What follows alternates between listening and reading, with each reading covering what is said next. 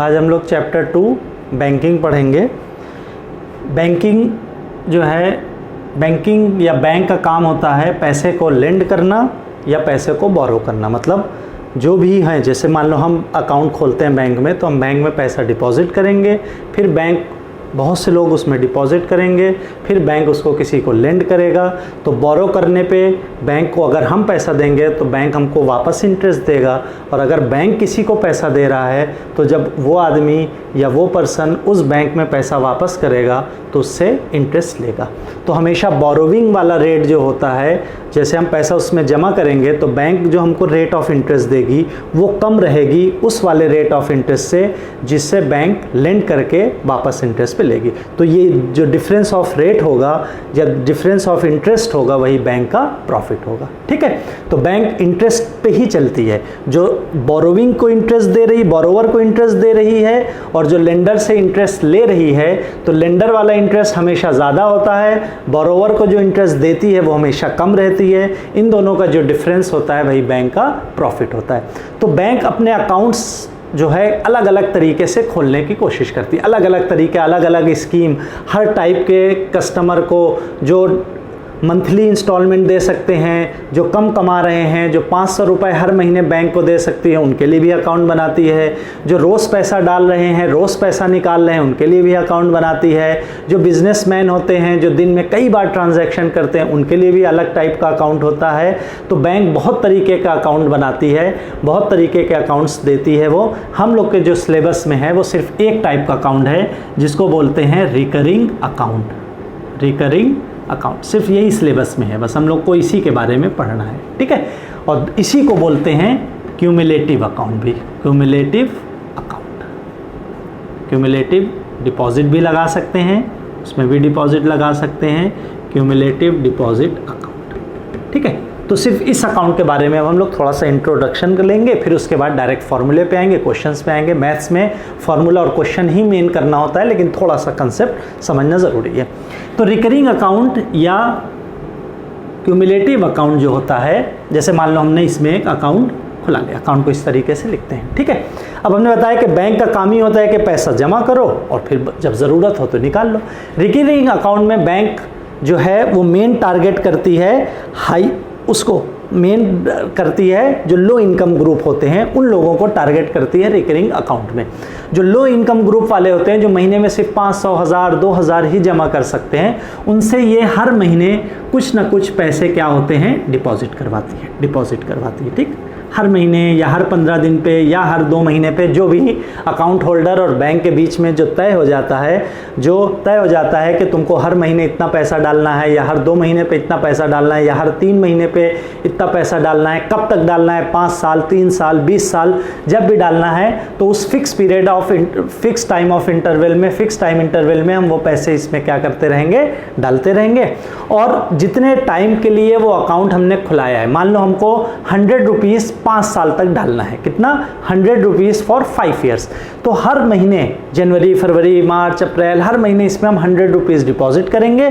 और जब मेरा 5 साल कंप्लीट हो जाएगा, मान लो हमने 5 ईयर्स के लिए खोला है, जब 5 ईयर्स तक हम पैसे डालते रहेंगे, जब 5 ईयर्स कंप्लीट हो जाएगा तो एक टाइम इसमें क्या करेंगे, विड्रॉल करें लेंगे, विड्रॉ।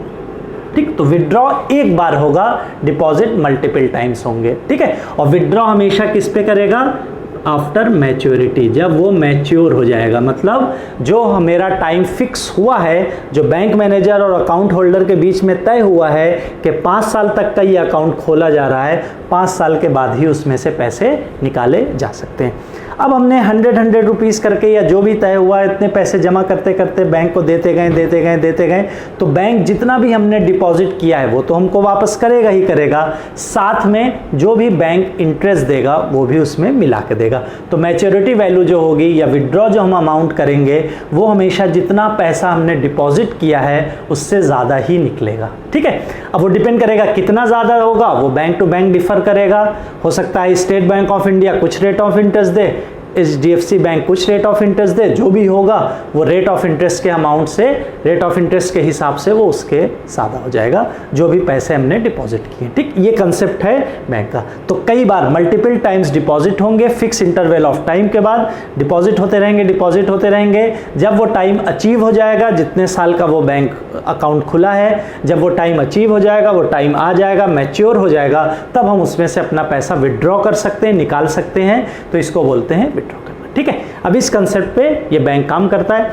मान लो हमने फॉर एग्जांपल एक कोई आदमी है या हम ही हैं, 100 रुपीज़ डिपॉजिट कर रहे हैं, 100 rupees for 1 year for example, ये हमने डिपॉजिट किया। ठीक है, इसका मतलब क्या हुआ, फर्स्ट ईयर मतलब पहला जो हम ₹100 करेंगे, ये कितने दिन तक डिपॉजिट रहेगा, जो 100 रुपीज़ रहेगा ये फॉर 12 मंथ्स तक रहेगा, क्योंकि 12 साल तक 12 महीने जमा करेंगे, 1 साल तक।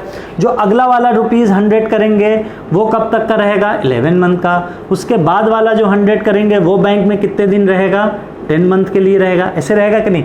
ऐसे होते होते जो लास्ट वाला 100 रुपीज़ जमा करेंगे वो सिर्फ कब तक के लिए रहेगा, 1 महीने के लिए रहेगा। ठीक है, फिर जब मैच्योर हो जाएगा तो पूरा ये 1200 जो 100 हमने 12 मंथ जमा किया वो 1200 मिलेगा, और जो भी बैंक ऑफ रेट 5%, 8%, 6%, 12%, 10% जो भी देगा वो उस अमाउंट पे हमको पैसे मिल जाएंगे। ठीक है, तो अगर हम इसमें एक कंसेप्ट होता है कि अगर हम इसको 1 रुपीज़ को देखेंगे कि इसमें अगर हम इसका 1 महीने का प्रिंसिपल निकालेंगे, प्रिंसिपल फॉर 1 मंथ, अगर हम 1 महीने के लिए मान लो पैसा जमा कर रहे हैं, तो ये वाला 100 12 मंथ रहेगा, ये वाला 100 11 मंथ रहेगा, ये वाला 100 10 मंथ रहेगा। तो ऐसे अगर हम देखें तो 1 महीने अगर पूरा इसको कैलकुलेट करें, 1 महीने का मान के चलें कि 1 महीने में कितना पैसा जमा हुआ, तो ये 100 × 12 + 11 + 10 इतने +1 तक इसमें रहेगा। इतना ही तो पैसा हुआ ना। अगर 1 महीना, ये 12 महीना तो 100 × 12 इसका आ गया। अगला वाला 11 मंथ रहेगा तो 100 × 11 इसका आ गया। फिर अगला वाला 10 मंथ रहेगा, 100 × 10, फिर अगला 9, अगला 8। ऐसे करते हुए अगर हम 1 महीने का इसको इक्विवेलेंट प्रिंसिपल, एक्चुअल प्रिंसिपल ये नहीं होता, इसलिए इसको बोलते हैं इक्विवेलेंट प्रिंसिपल फॉर 1 मंथ। अगर 1 महीने का हम निकालेंगे तो इतना अमाउंट होगा। अब ये 12 + 11 + 10 हम लोग एक फॉर्मूले से कर सकते हैं, जो आगे अगले जो अर्थमेटिक प्रोग्रेशन चैप्टर है उसमें ये फार्मूला सीखेंगे, लेकिन अभी फार्मूला हम बता दे रहे हैं। ये 12 × 12 + 1/2 होता है। ठीक, मतलब n अगर n मंथ के लिए होगा, फॉर एग्जांपल अगर n मंथ के लिए होगा, तो अगर हम n मंथ के लिए होगा तो ये हो जाएगा n + 1/2। ठीक, ये फार्मूला होता है, अभी हम लोग पढ़ेंगे। जैसे 1 + 2 + 3, अगर इसको हम लोग n मंथ तक ले जाएंगे तो इसको डायरेक्ट ऐड कर सकते हैं n + 1/2। ठीक, तो अभी इसको बस याद कर लो। अर्थमेटिक प्रोग्रेशन में इसको हम लोग डिटेल में पूरा पढ़ेंगे कि ये फार्मूला कैसे आता है। ठीक है, तो ये हो गया इक्विवेलेंट प्रिंसिपल फॉर 1 मंथ।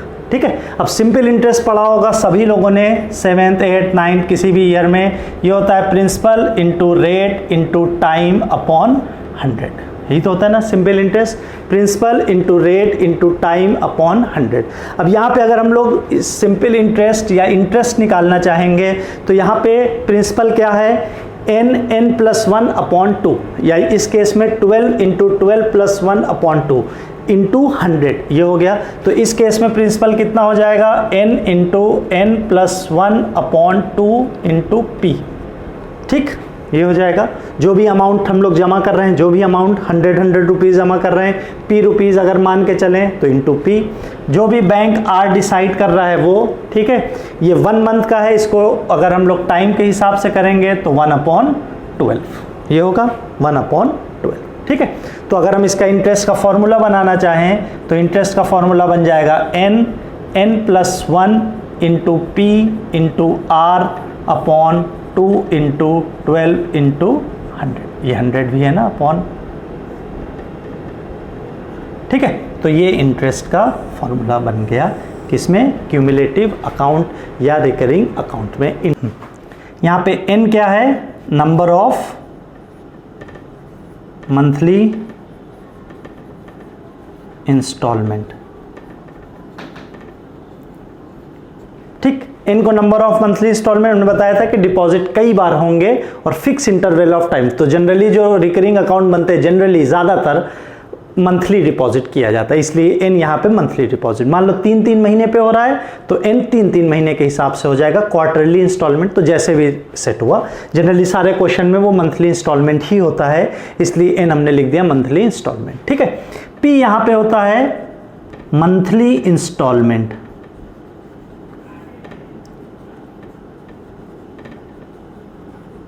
ठीक, ये नंबर ऑफ मंथली कितनी बार जमा कर रहे हैं और पी कितना जमा कर रहे हैं, मतलब अमाउंट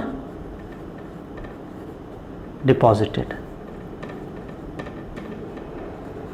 पर मंथ, ये हो गया। ठीक, मतलब हर महीने कितना पैसा उसमें डिपॉजिट कर रहे हैं। ठीक, एक आर आ गया। अब ये बैंक डिसाइड करेगा, जिसको बोलते हैं rate of interest. Rate of interest, ठीक है, रेट ऑफ इंटरेस्ट मतलब कि बैंक कितना % हमको इंटरेस्ट दे रही है मेरे डिपॉजिट पे। ठीक है, बाकी ये 2 × 12 × 100। तो मेन मेरा फॉर्मूला इंटरेस्ट का ये हो गया, क्योंकि इंटरेस्ट ही बैंक देगी, और बैंक कितना किस फॉर्मूले से इंटरेस्ट देगी, n × n+1 × p × r/2 × 12 × 100। हमको ये फॉर्मूला याद रखना है, क्वेश्चन अभी करेंगे, बस हमको n p r की वैल्यू मालूम चलेगी, उससे हम लोग इंटरेस्ट कैलकुलेट कर लेंगे। ठीक है, अब दूसरा फॉर्मूला इसमें आता है, अब इसको रब करते हैं। दूसरा फॉर्मूला होता है, अभी हमने बताया था कि इसमें विड्रॉ जो करते हैं, जब 5 साल कंप्लीट होता आता है तो जब हम उसमें से पैसा निकालते हैं तो उस पैसे को बोलते हैं मैच्योरिटी वैल्यू।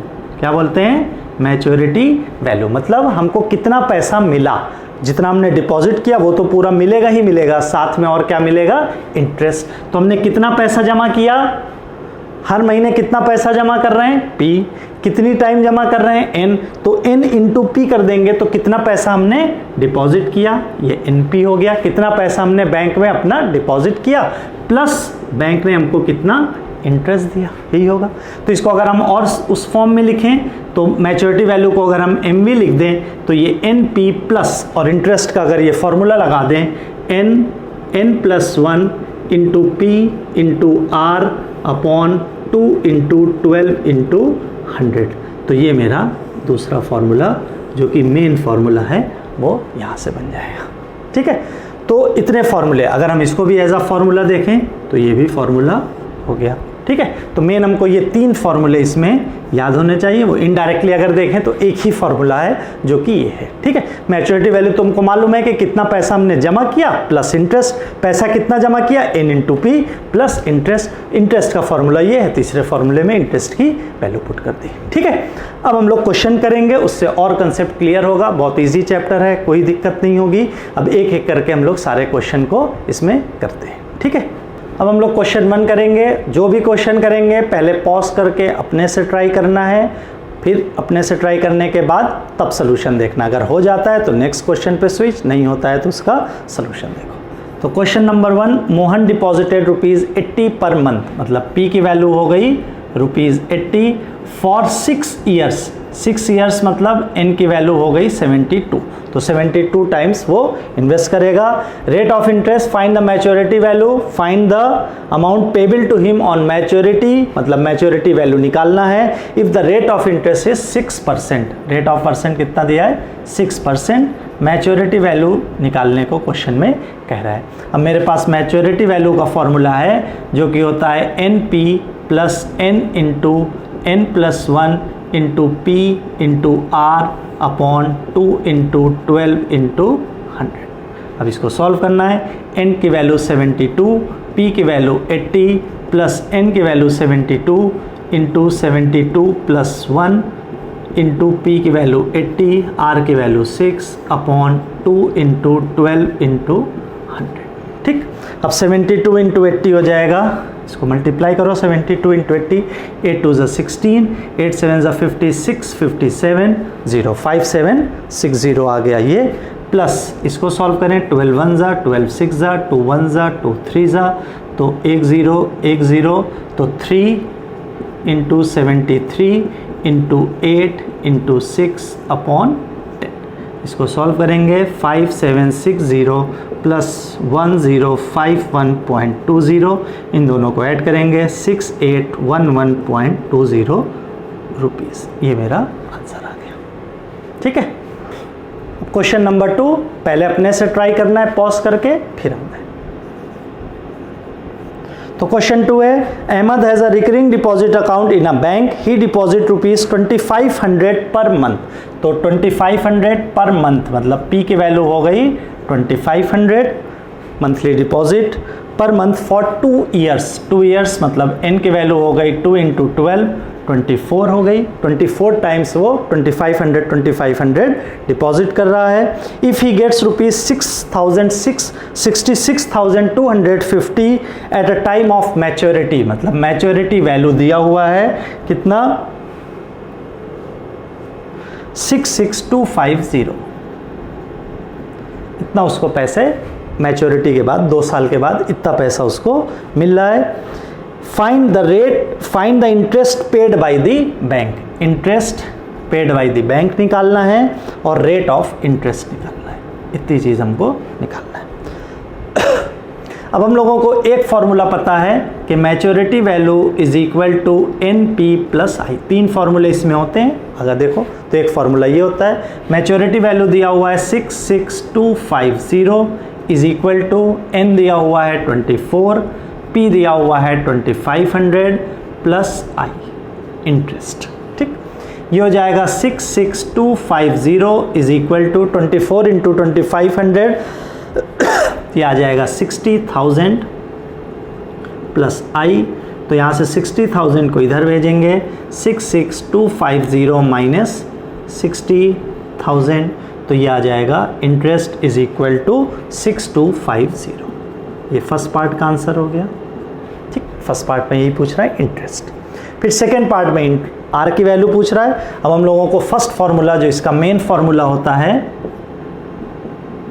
वो होता है interest is equal to n + 1 × P × R upon 2 × 12 × 100। अब I की वैल्यू निकालनी, I की वैल्यू हम लोगों को मालूम चल चुकी है 6250, n की वैल्यू मालूम है 24 × 24 + 1 25, P की वैल्यू मालूम है 2500, R निकालना है अपॉन 2 × 12 × 100। ठीक है, समझ में आ रहा है। यहाँ से 1020 1020, 2 1 2 12 12 12 कैंसिल हो गया। यहाँ से क्रॉस डिवाइड करा देंगे, 6250 divided by 25 × 25 is equal to R। 25 1 25 250, 25 1 25 10, तो R आ गया हम लोगों का 10% पर एनम। ये हो गया कंप्लीट। क्वेश्चन नंबर 3 आज का करते हैं। Richard has a recurring deposit account in a post office for 3 years. जैसे बैंक डिपॉजिट स्कीम करती है वैसे ही पोस्ट ऑफिस, तो उससे कन्फ्यूजन नहीं होना। बैंक और पोस्ट ऑफिस में जब भी रिकरिंग डिपॉजिट अकाउंट हो रहा है वो एक ही कंसेप्ट पे चलता है। तो पोस्ट ऑफिस में 3 साल के लिए उसने किया, मतलब 3 × 12 इज इक्वल टू 36। तो 36 हो गया number of monthly instalment at 7.5% per annum. तो रेट ऑफ इंटरेस्ट हो गया 7.5% पर एनम।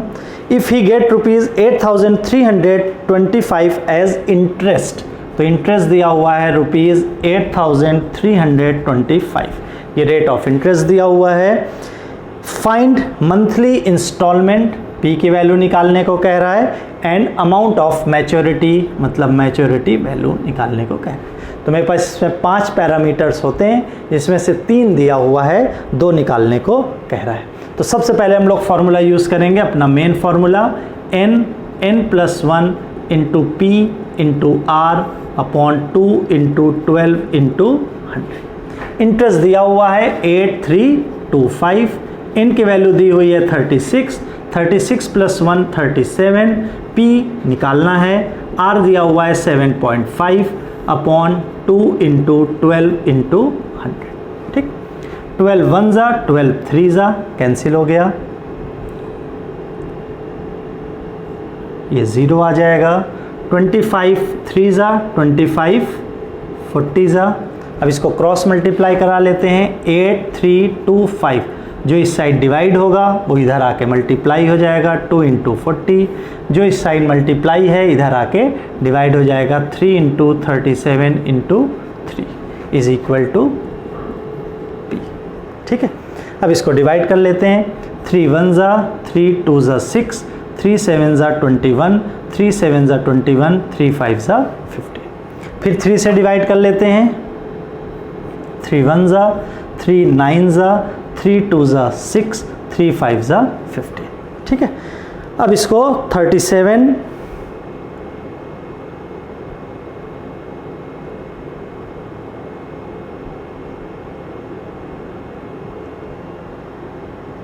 अब इसको 37 इंटू 925 करना है,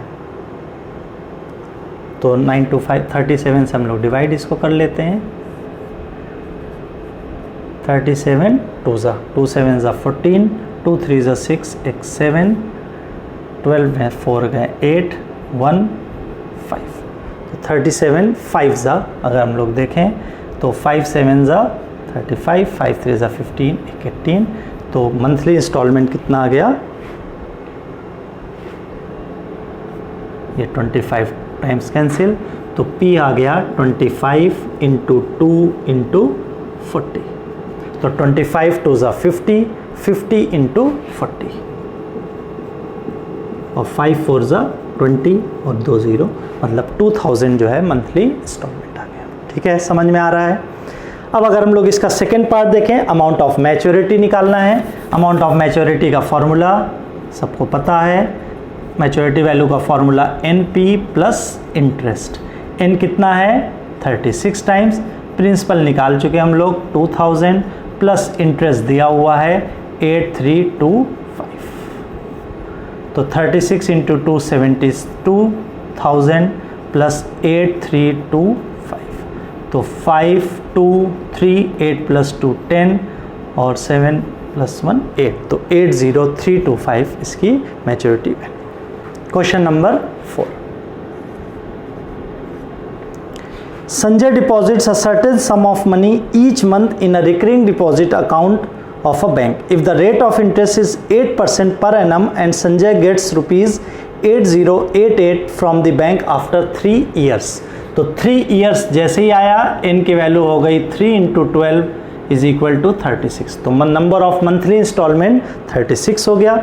मैच्योरिटी वैल्यू दी हुई है, मैच्योरिटी वैल्यू क्या होगी, Sanjay gets rupees 8088 from the bank, तो जो भी बैंक से पैसा मैच्योरिटी के टाइम मिलता है वो मैच्योरिटी वैल्यू हो गई 8088। ठीक है, बैंक का रेट डिसाइडेड है, रेट जो है वो 8% पर एनम हो गया। ठीक है, अब इसमें question find the value of his monthly instalment, P की वैल्यू पूछ रहा है क्या होगा।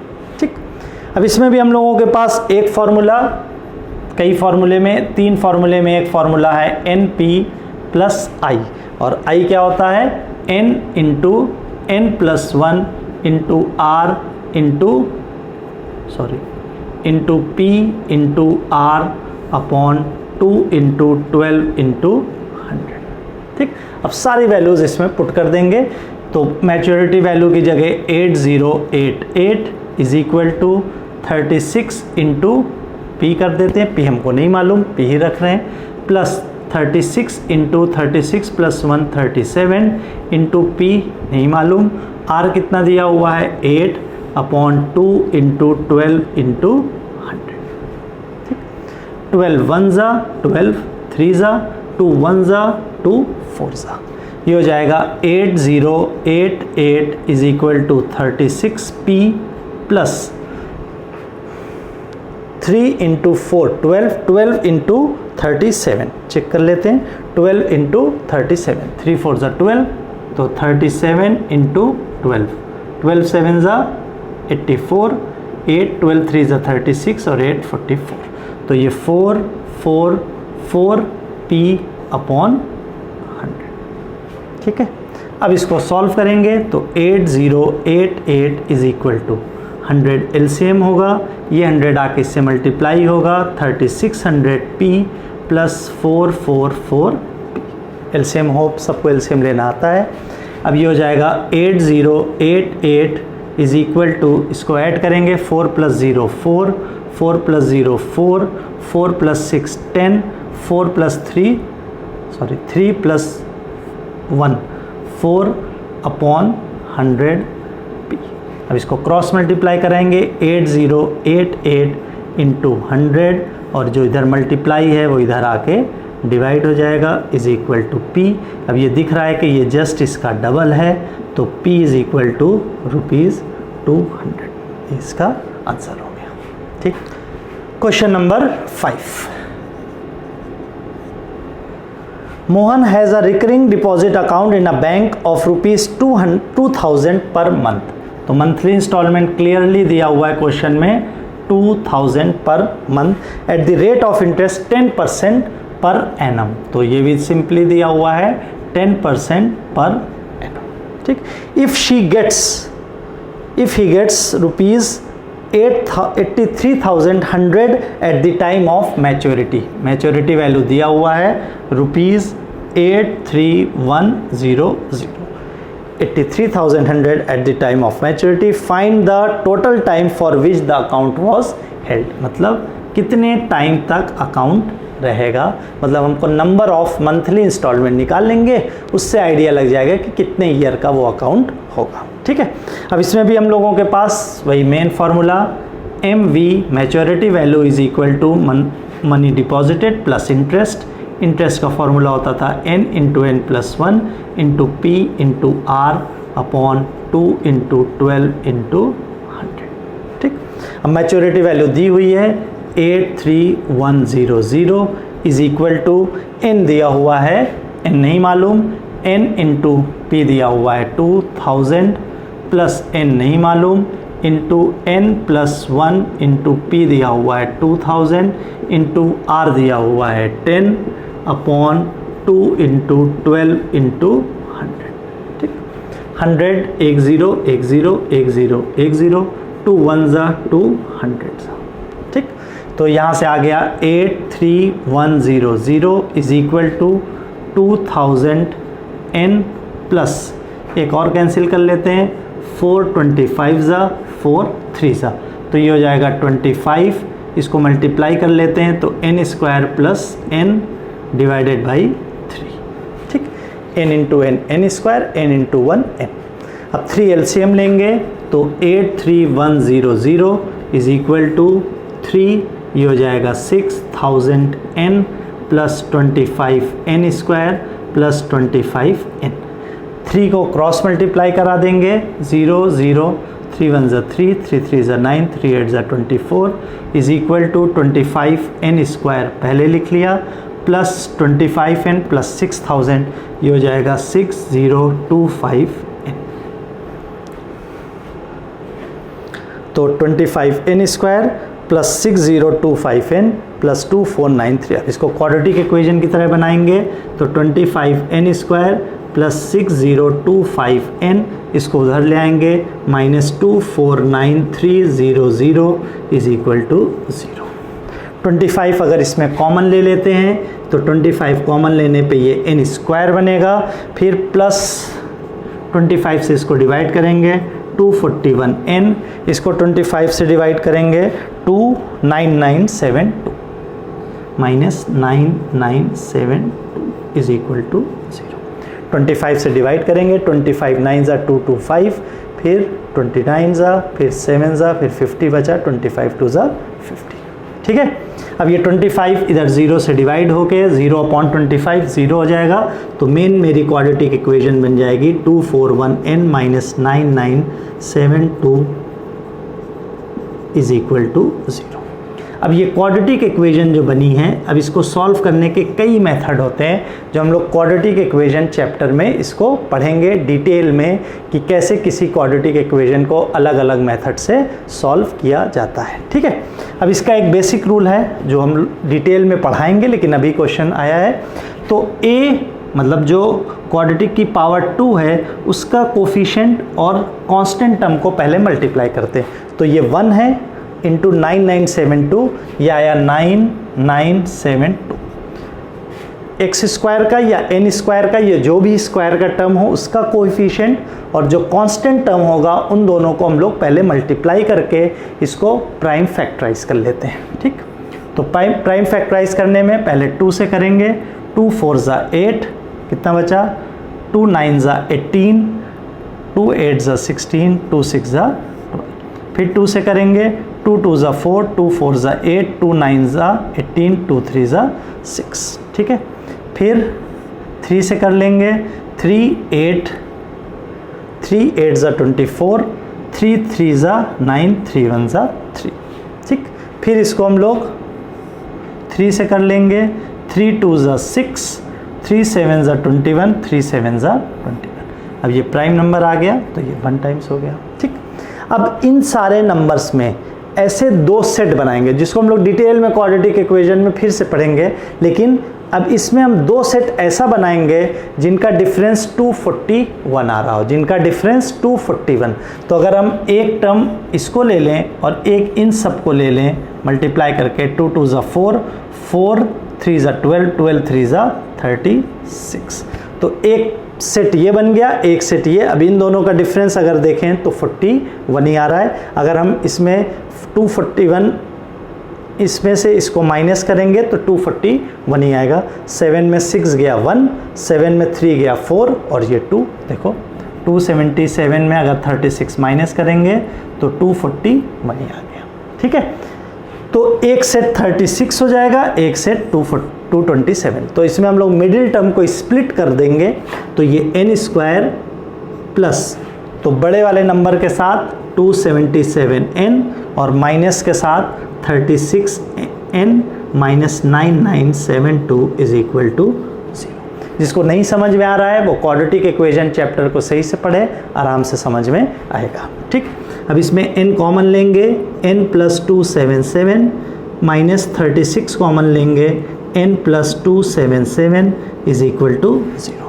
जब यहाँ 36 कॉमन लेंगे तो n बचेगा, इसको 36 से डिवाइड करेंगे तो 277 ही आएगा, क्योंकि 277 और इसको पूरा मल्टीप्लाई करने पे 9972 ही आ रहा था। ठीक है, तो एक ब्रैकेट में n प्लस 27 हो जाएगा और एक ब्रैकेट में n minus 36 is equal to 0। Quadratic equation जिसको सॉल्व करना आता है, n plus 27 is equal to 0 और n minus 36 is equal to 0।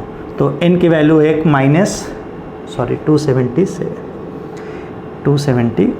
तो एक वैल्यू माइनस 277 और एक वैल्यू n की 36। अब n क्या है? नंबर ऑफ मंथली इंस्टॉलमेंट, जो कि नेगेटिव नहीं हो सकता, इसलिए n की वैल्यू कितनी आ जाएगी? 36। और n मतलब मंथली इंस्टॉलमेंट अगर 36 है तो 12 3 ज़ा 36, मतलब 3 इयर्स जो है वो अकाउंट जो होगा वो हेल्ड होगा।